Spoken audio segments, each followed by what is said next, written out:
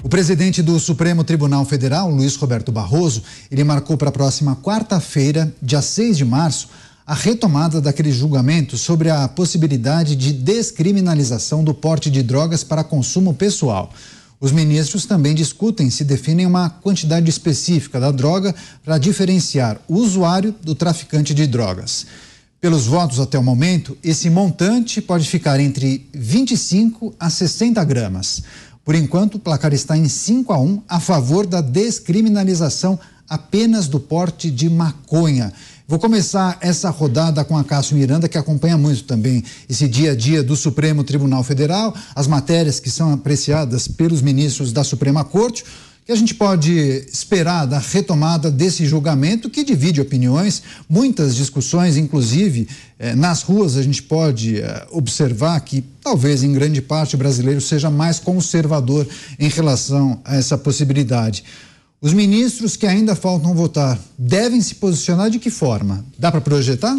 Você disse que o brasileiro, na sua maioria, é conservador, mas essa não necessariamente é uma tendência que se repete no Supremo Tribunal Federal. Hoje o placar é de 5-1 pela descriminalização do porte da maconha para uso próprio. Só votou contrariamente a essa possibilidade o ministro Cristiano Zanin. E eu acho que há uma tendência que esse placar termine 8-3. Votarão contrariamente também os ministros Cássio Nunes Marques e André Mendonça, acompanhando o já citado Cristiano Zanin. Mas no que diz respeito ao julgamento, ao mérito do julgamento, Daniel, é importante nós olharmos dois aspectos. Primeiro, a descriminalização do porte de maconha para uso próprio e também a quantidade a ser objetivamente estabelecida. E por quê? Hoje, na lei de drogas, na lei 11.343 de 2006, mais especificamente no seu artigo 28, há uma série de critérios subjetivos para nós determinarmos se aquela droga é para uso próprio ou se aquela droga é destinada ao tráfico. E aí, obviamente, nós temos inúmeras distorções na prática.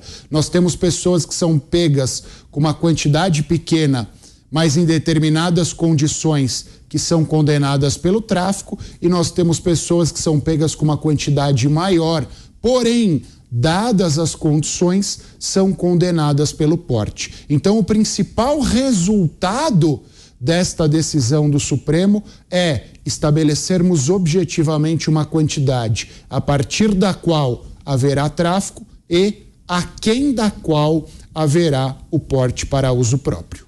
Pois é, Diego Tavares também já trouxe suas reflexões acerca desse tema que mexe com a opinião pública, que é preciso considerar em relação a essa matéria, ver com preocupação esse placar que se desenha na Suprema Corte Brasileira. Não é incomum, né, que entenda que um posicionamento da Suprema Corte Brasileira, de certa forma, possa estimular o comércio ilegal de entorpecentes, né? Sem dúvida, Caniato. E é importante a gente destacar aqui que essa discussão tem que, de fato, ser enfrentada. O Acácio disse aqui a respeito da necessidade de fixação de critérios. Vamos lembrar e deixar muito bem claro aqui que o precedente, o caso que subiu para o STF através de um recurso extraordinário que motivou toda essa discussão é de um senhor, salvo engano, um mecânico lá de Diadema, da nossa região, Acácio, lá do ABC Paulista, sim, que foi preso com 3 gramas de maconha, que evidentemente em outras circunstâncias não seria considerado tráfico, seria considerado para uso pessoal.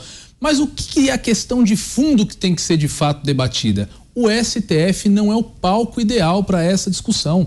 Isso é mais um dos temas que teria que ser apreciado lá no Congresso Nacional, porque nós já temos uma opção legislativa na lei de drogas que o Acácio citou aqui. Por mais que seja uma opção que tenha ali os seus defeitos, exista necessidade de discussão acerca dos critérios e tudo mais, não é o STF o palco adequado para isso, porque ministros do STF não são eleitos. É no Congresso Nacional que tem os detentores de mandato otorgado pelo povo. É lá que se instalam comissões especiais, que se travam travam as discussões e que cada parlamentar dá a sua opinião conforme a sua convicção. É o lugar onde a democracia se exerce com mais pujança. Agora, no STF, essa discussão é feita de uma maneira mais, não vou dizer superficial, mas não da maneira adequada conforme preconiza o texto constitucional. Então, o mérito de fato é polêmico, o mérito desse tema tem que ser enfrentado, tem que ser discutido, mas não na Suprema Corte. E se nós pararmos para fazer uma análise durante o ano anterior de toda a atividade do STF, da atividade do Congresso Nacional, todos os grandes temas da sociedade não foram enfrentados no Congresso, foram enfrentados no Supremo. Nós tivemos lá a discussão sobre o imposto sindical, nós tivemos lá a discussão do marco temporal, essa discussão da descriminalização das drogas, e a Rosa Weber, um pouquinho antes da sua aposentadoria, deixou lá registrado o seu voto sobre o aborto. Então isso cria uma cultura muito ruim, onde o judiciário acaba desempenhando, seja por uma omissão do Congresso Nacional, por essa bagunça política que nós noticiamos diariamente aqui, mas acaba passando para o judiciário as atribuições que são do Poder Legislativo. Como consequência disso, infelizmente, nós temos esse braço de ferro entre os poderes, que acaba travando as necessidades mais básicas do brasileiro, que precisa que esses poderes, tal como está lá na Constituição, atuem de forma independente e harmônica entre si, para que nós busquemos justamente a resolução desses problemas, deixando bem claro cada problema enfrentado no seu palco adequado, conforme preconiza a Constituição. Pois é, retomada do julgamento que pode descriminalizar o porte de drogas para uso pessoal. Você, José Maria Trindade, quais são as projeções para esse julgamento?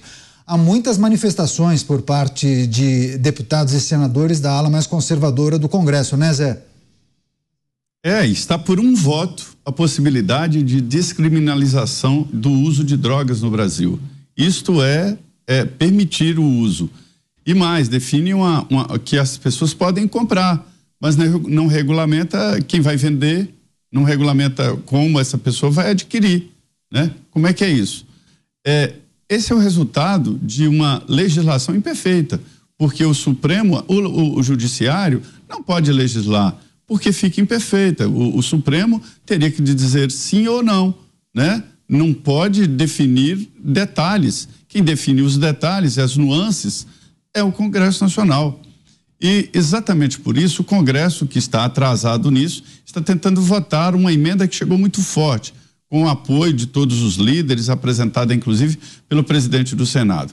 Tenta acrescentar um inciso ao artigo 5º da Constituição, decretando, né, definindo através de uma emenda à Constituição que porte e posse de drogas no Brasil é crime, independente da quantidade.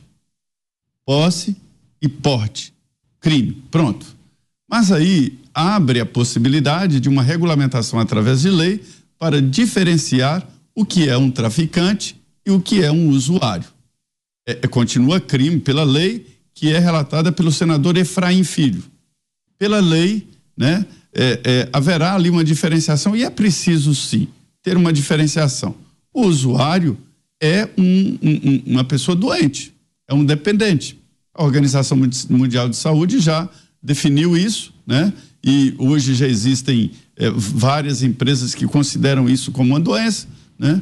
É uma dependência e você não pode chegar para um doente de câncer, por exemplo, e segurar e falar, se cura. Não é pela vontade própria, se cura de uma doença. Mas é preciso determinar que é crime, porte e posse. E a separação fica por conta da lei e da justiça e do policial. Eu continuo defendo muito autonomia para o policial. Autonomia. Ele sabe o que é um traficante e o que é um dependente.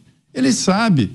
Existem características, a quantidade de dinheiro que o indivíduo tem, como está armazenado, o local onde está vendendo. O policial, ele sabe.